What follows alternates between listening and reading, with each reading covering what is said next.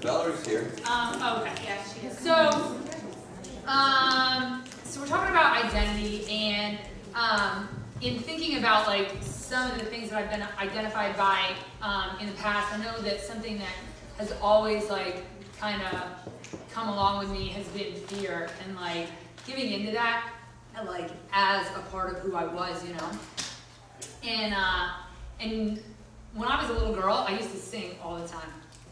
I loved to do it, and just everywhere I went, I grew up in church, so I was in the choir, I sang in school, and somewhere along through my life, I got scared, and I gave into fear, and I stopped singing at all, really.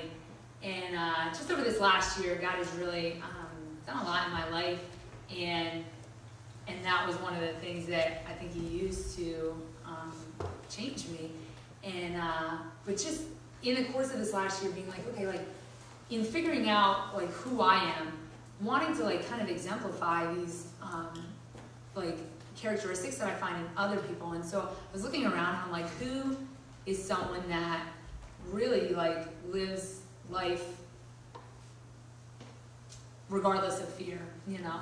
And the person that I thought of was Valerie, and thinking like, not that she's not afraid and not that she's not scared, but just the way that she lives her life and says like, okay, I am scared and I'm going to do this anyway, and I'm going to honor God and I'm going to glorify Him. And last week or two, I have no concept of time, whenever we went on the women's retreat, Valerie, was it last week?